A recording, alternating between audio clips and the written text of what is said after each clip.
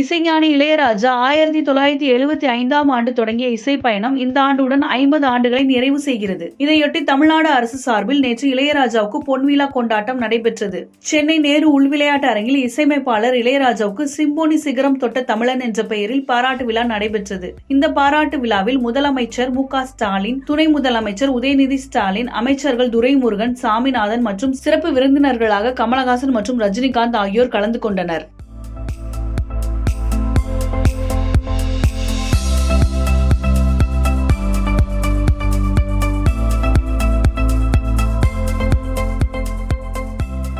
இந்த விழாவில் பேசிய முதல்வர், நேற்று இல்லை நாளை இல்லை எப்போதும் ராஜா, இந்த ராஜாதி ராஜா. இளையராஜா இசைத்தாய்க்கு மட்டுமல்ல, தமிழ் தாய்க்கு சொந்தமானவர். இசை என்னும் தேனை உலகத்துக்கே தரும் இந்த தேனிக்காரரை பாராட்ட புகழ நாம் எல்லோரும் இங்கே கூடியிருக்கிறோம். பாராட்டும் புகழும் இளையராஜாவிற்கு புதுசா? இளையராஜாவை பாராட்டுவதில் நாம் தான் பெருமை அடைகிறோம். பனையபுரத்தில் இருந்து புறப்பட்டு உழைப்பும் திறமையும் இருந்தால் வெற்றியடையலாம் என்பதற்கு உதாரணமாக திகழ்ந்து கொண்டிருக்கிறார். இளையராஜாவின் இசை தாயை போல தாளாட்டுகிறது. இவர் இளையராஜா அல்ல, இணையற்ற ராஜா. 50 ஆண்டுகளில் சிம்போனி தொட்ட முதல் தமிழரை உங்களில் ஒருவனாக வாழ்த்துகிறேன். அதனைத் தொடர்ந்து பேசிய முதல்வர் ஸ்டாலின், இனி இசைத்துறையில் சிறந்து விளங்குபவர்களுக்கு ஆண்டுதோறும் இசைஞானி இளையராஜா பெயரில் விருதுகள் வழங்கப்படும் என்று மேடையில் அறிவித்தார். இந்தியாவில் உயரிய விருந்தான பாரத ரத்னா விருதை இளையராஜாவிற்கு வழங்க வேண்டும் எனவும் கோரிக்கை விடுத்துள்ளார். தமிழ்நாடு அரசின் சார்பில் இனி ஆண்டுதோறும் இசைஞானி இளையராஜா பெயரில் விருது வழங்கப்படும் மகிழ்ச்சியோடு அறிவிக்கிறேன்.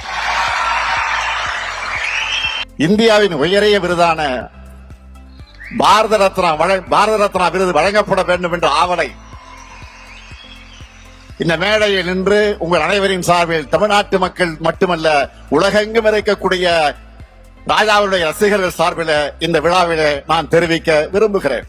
ராஜாவின் பாடல்களை மனதில் ஏற்றி தங்களின் இன்ப துன்பங்களை பொருத்தி பார்த்து கொள்ளாத மனிதர்களே இருக்க முடியாது. காதலின் உணர்வுகளை போற்றுகிறது, வெற்றி பயணத்துக்கு ஊக்கமளிக்கிறது, வழிகளை ஆற்றுகிறது. உண்மையில் சொல்ல வேண்டும் என்று சொன்னால் இவர் இளையராஜா மட்டுமல்ல, இணையற்ற ராஜா. ஒரு ராஜா இருந்தால் அவருக்கென்று ஒரு நாடு இருக்கும், மக்கள் இருப்பார்கள், எல்லைகள் இருக்கும். ஆனால் இந்த ராஜா மொழிகளை கடந்தவர், நாடுகளை கடந்தவர், எல்லைகளை கடந்தவர், அனைத்து மக்களுக்குமானவர். திரை இசையை கடந்த இளையராஜாவின் இசை அவரது திறனை, அவரது வீச்சை, அவரது ஆற்றலை, அவரது ஆழத்தை, அவரது உயரத்தை எடுத்து செல்லும். இந்த நேரத்தில் இசைஞானியை பற்றி சோசியல் மீடியாவில் ஒருவர் எழுதிய சில வரிகளை உங்களிடம் சொல்ல விரும்புகிறேன். இளையராஜா மட்டும் இசையமைத்திருந்தால் திருக்குறளும் நற்றினையும் புறநானூறும் குறுந்தொகையும் ஐங்குறு நூறும் பதிற்றுப்பத்தும் பரிபாடலும் சிலப்பதிகாரமும் எங்களுக்கு மனப்பாடம் ஆகியிருக்கும் என்று எழுதியிருந்தார். இதையேதான் நானும் ஒரு தமிழ் ஆர்வலராக உங்களிடம் கோரிக்கையாக வைக்கிறேன். சங்க தமிழுக்கு, தமிழ் இலக்கியங்களுக்கு நீங்கள் இசையமைக்க வேண்டும். எப்போதும் ஒரு முதலமைச்சரிடம்தான் கோரிக்கை வைப்பார்கள். ஆனால் ஒரு முதலமைச்சராக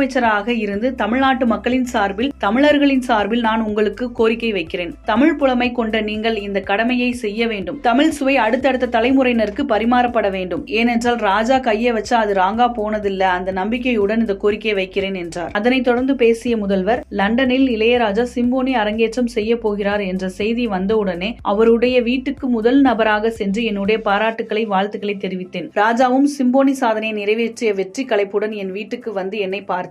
அந்த அன்புக்கு நான் என்றென்றைக்கும் கட்டுப்பட்டவன், கடமைப்பட்டவன். அந்த அன்புடன் சொல்கிறேன், இது இசைஞானி இளையராஜாவுக்காக நடத்தக்கூடிய பாராட்டு விழா இல்லை, உங்களுக்கு நாங்கள் எல்லோரும் சேர்ந்து தெரிவிக்கக்கூடிய நன்றி விழா. உங்கள் பயணம் இன்னும் பல்லாண்டு காலம் தொடர வேண்டும் என்று தமிழ் மக்களின் சார்பில் வாழ்த்துகிறேன். வாழ்க இளையராஜா என முதல்வர் ஸ்டாலின் பாராட்டி பேசினார்.